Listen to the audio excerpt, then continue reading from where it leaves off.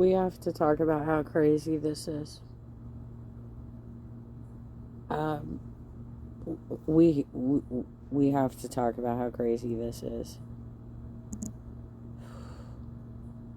I did hear about the dude's death.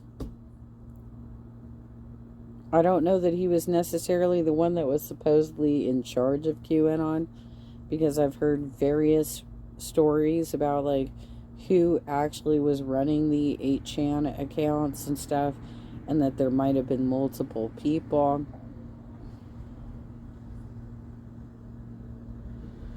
But we have to talk about how crazy you all are. Not all y'all, but those of you who actually believe in this bullshit, who believe in QAnon, who like the dog whistles from Trump when he gives shout outs to the QAnon crowd, who believe in this, what is it called, like gematria or some such crap, ABC 123, right? You're coming up with some sort of like fucking puzzles for, which is based on something that the Jewish religion was doing apparently with Hebrew letters. So there's a different numbering system there. This is really bizarre bullshit. It is almost 12:29.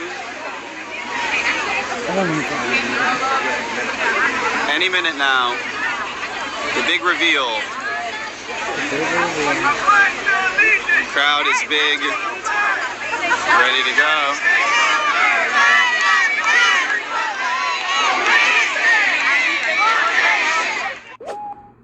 I can't even, dude. I can't even.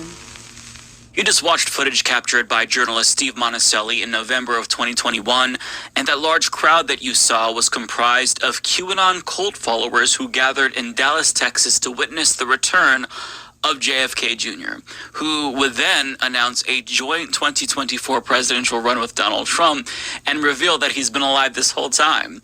However, he never showed up because, to the chagrin of these idiots, he actually did die all the way back in 1999. But the individual responsible for that particular lie is QAnon leader Michael Protzman, and as Vice News reports, when his prophecy didn't happen, Protzman's conspiracy simply changed, and over the next 18 months, he would alter and change his predictions to suit his needs and keep his followers on board. Ultimately, he claimed that he was in direct contact with former President Donald Trump, and that Trump was in fact JFK Jr. in disguise. Sounds legit. Right. Now, that individual, Michael Protzman, who spread that lie and continued to lie, died.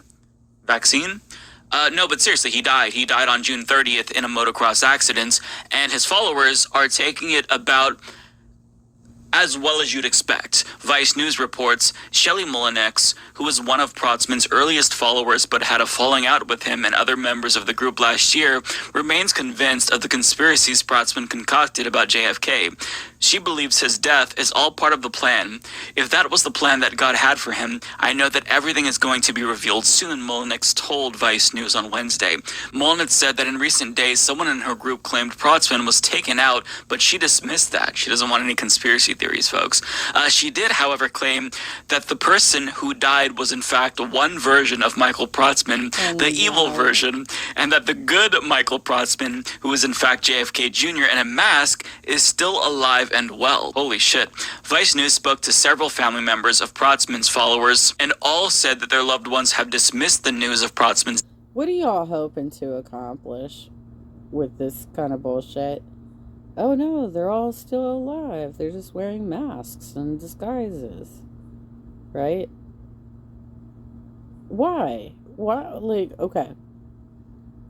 Let's assume you're correct. Let's assume you're correct. Wouldn't that mean that they have decided to go into a private life and they're not going to reemerge because they have now retired themselves to some sort of fucking cabin in the woods where like the Unabomber lived or something? This is the most bizarre sort of fucking thinking. Oh my god, even. Okay. death as fake. In another Telegram channel populated with Protzman's followers, one admin wrote that they would be removing all posts regarding his death until we have absolute verification. Yeah, so as you can see, they had some very normal reactions to his death. Yeah. Now, I hate to be the bearer of bad news, but here's your verification. It's the death certificate. He's gone. Don't shoot the messenger. He died. It's Deep State. Deep State. Fictitious documents. Deep State.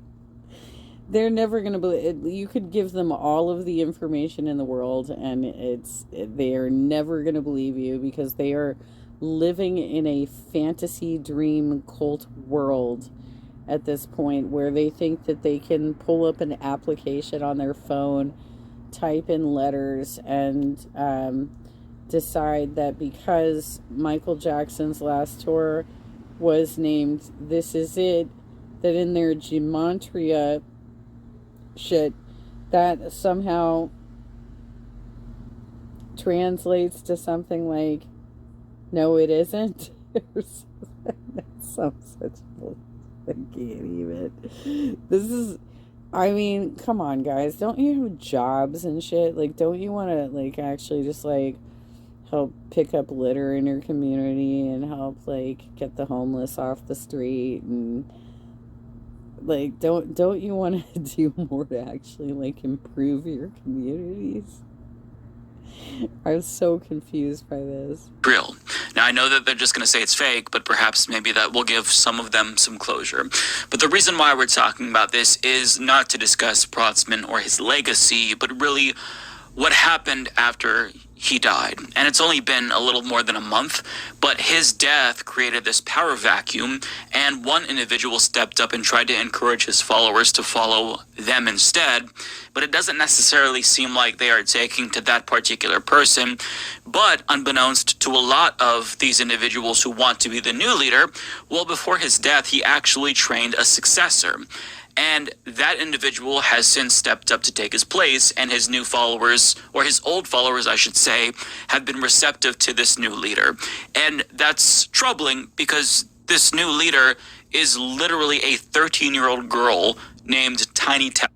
Hey, so y'all who believe that all the Jewish people out there are like lizard people, and the LGBTQIA community, they're all groomers, right? You don't find it a little strange that he had some sort of personal relationship with a 13-year-old? You don't find that a little fucking weird? Where he's training up a 13-year-old to become a cult leader? You don't find that fucking strange? Okay, y'all. And as Vice News reports, according to multiple live chats on Telegram reviewed by Vice News, Protzman appears to have groomed the girl as his protege, hosting her on his live chats on Telegram, where he had tens of thousands of followers. As a sign of her growing position within the group, Tiny Teflon was made an administrator of Protzman's main Telegram channel, though she posted very little over the last 6 months. However, since his death, the teenager has reemerged as a leading voice in the group. In late July, she showed up at a Trump rally in Erie, Pennsylvania, where she was photographed with multiple members of the JFK group.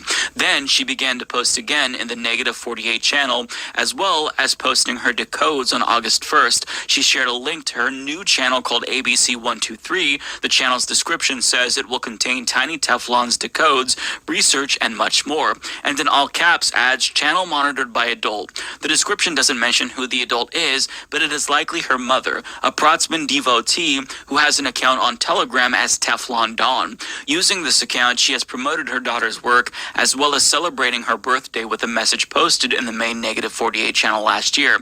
During one live chat, Tiny Teflon went into more detail about how she would use her position to recruit more children into the cult. Oh, great. God. Now, we're going to pause right there, because it's one thing to make fun of the adults who believe this silly conspiracy, but when I see a child engage in this and participate in this, I just feel profound sadness for them. This 13-year-old girl is absolutely blameless, but her mother should feel terrible for brainwashing her daughter into this unhinged political cult, but she doesn't view it that way, right? Not even that, for exposing her to this man who was grooming her. What was mom doing that this 13-year-old was allowed exposure to a cult leader at age 13 and given moderator access? I mean, this is like so far and above, like, even what Colleen Ballinger did. Oh my God. Outsiders, we can see that this is her brainwashing her child and getting her to participate in a cult, but she sees this as her daughter just being brought into what she believes is the truth and the truest thing that she's ever encountered. And what makes matters even worse is that the adults who followed Protzman, as I referenced earlier, well, they're now following this child and they're encouraging her to be the new QAnon leader in place of Protzman. Vice continues, at the end of the chat, one of the listeners effusively praised Tiny Teflon. Quote, I think you inspire many, many adults and children, so thank you very much. We appreciate you, love you so much, said one. Another added, it was a pleasure listening to you, and I hope my little girl can start listening to you and go from there. One listener responded to Tiny's plan about including more children, saying, I think that's awesome because my daughter will be watching you, so I'm sure we'll be following you. Seconds later, her daughter also spoke on the live chat. Thank you, you did so good stuff. And I definitely can't wait to hear more of you, the girl said. Yeah, so this is fucked up on so many levels. I mean, these kids are going to deal with lifelong trauma when... Well, not only that, how is she getting the information, right? So, is she supposed to be making this up on the fly? Like, she's supposed to be... This is like a religion, right? It's like a religion. Is she just like...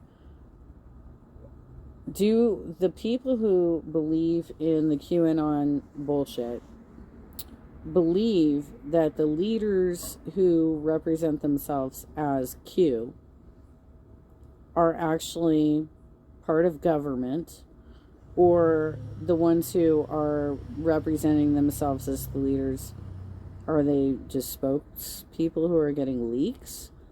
How is a 13-year-old getting leaks? How's a 13-year-old getting leaks? And why is mom allowing her to go on, like, 8chan to a place where you can totally get hacked? There's all kinds of porn. It's like deep web. Like, what are you even I can't. Dude, where is Child Protective Services out there for all of these fucked up families that are doing this shit to their kids? They inevitably escape this cult, and I feel really bad for them. And I also feel bad for the family members of these cult members, because this cult has ruined lives. Like, as much as we make fun of the QAnon adherents and talk about how silly the things that they believe are, the sad part is that the people around them, I mean, they've been abandoned, right? These people abandoned their families, they've emptied out their bank accounts, all in pursuit of this cult. And now they are following a literal child in pursuit of what they believe to be the truth, where they look at movies and pop culture and they try to decode it to get messages and create these prophecies. It's bizarre, but it's not a new phenomenon, and QAnon has been around since 2017. But Vice researcher David Gilbert explains how their popularity exploded, and spoiler alert, the pandemic had a lot to do with it. Yeah. Everyone gets to be the hero, decoding all the new Q drops and comparing notes with their new Q friends. It kind of creates this community effect among believers. And that's why the pandemic was so key, is because people were stuck at home. They couldn't meet people. So they were on Facebook meeting in all these groups of like-minded people. And they felt, oh, QAnon is this community. And they all solved the clues. Yeah, partially. And sometimes they were at the Huntington Beach Pier or Laguna Beach Main Beach or San Clemente Beach Pier, or other spots in Orange County, other spots across the country, protesting masks and protesting the requirements of social distancing, right? So it's not like they were on their computers the whole time. Obviously, they were quite a bit. They were on their computers quite a bit, But they were going out and, you know, like even the families in my own neighborhood, sending their kids out to destroy property in my neighborhood during the lockdown. It wasn't even a lockdown. Obviously, they were allowed out, but they were acting out, and they were destroying things, and they were acting up, and they were trying to hurt the people around them who they believed disagree with their beliefs, which they were probably right. We do disagree with their beliefs because their beliefs are fucking crazy, right? Or they were vandalizing things and, you know, writing graffiti in neighborhoods. They've been acting like complete fucking idiots ever since this started. And long before it. Quite frankly, they started acting like idiots as soon as Trump was the GOP nominee in 2016. Together, and you know, they're in on a secret that no one else knows about. Sort of reminds me of like the Da Vinci Code or National Treasure or these adventure movies where protagonists are able to see beyond, I guess, the like veil of reality to see clues and piece together something that everyone else wants to suppress. Yeah, absolutely, and that's how it has been structured by whoever is behind it, because they know that people are, you know, people want, I guess, excitement in their lives, for want of a better word. So if they think that they're seeing beyond like what everyone else is seeing, that's exciting. They're in on the secret. So when you combine the thrill of discovering the truth with a real sense of community, and you start to make friendships, then I mean, you understand why Q cultists become so entrenched in this cult. It's like they're solving puzzles together or doing some sort of an escape room together, right? So it's sad, and it's still going on, right? It doesn't matter that prophecy after prophecy did not come to fruition.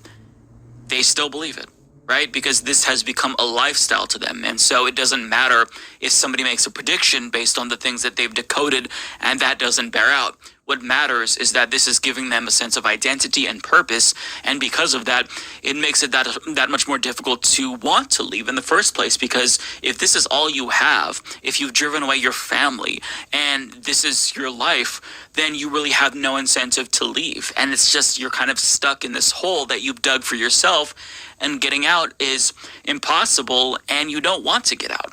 So, I mean, yeah, what else can you say? QAnon is still around, and at least one prominent subsection of this cult is now led by a 13-year-old child. Lord help us. Oh,